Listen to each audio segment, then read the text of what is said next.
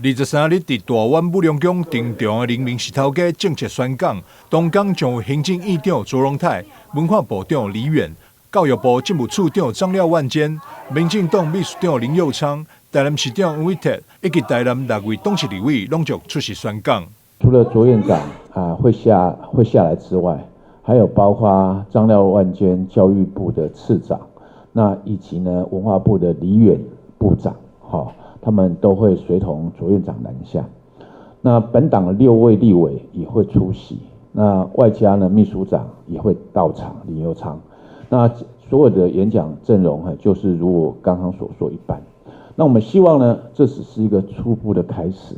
那后阶段的部分呢，我们目前已经进行规划。郭国文表示，当政府立法院拢已经背弃人民时，在民主制度之下，人民会当有无同的方式来反制。其中一个是透过4年1次的定期改选来否决，第二种是采取罢免手段。在这一次呢罢免的行动当中，公民团体它是一个前锋部队，那作为呢执政党也不能坐视不管。因此呢，我们必须扮演一个义勇军的角色，提供一些必要的资源，把一些罢免的讯息抛出去。或许大家会认为说，台南的地区呢，基本上立委都是民进党，何来的罢免方式？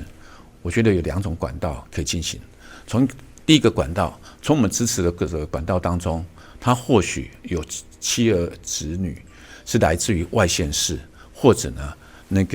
到外县市打拼。他们都可以把这些讯息传去给当地的县市的一个人民，表达他们对当地立委不满，然后参与联署的可能。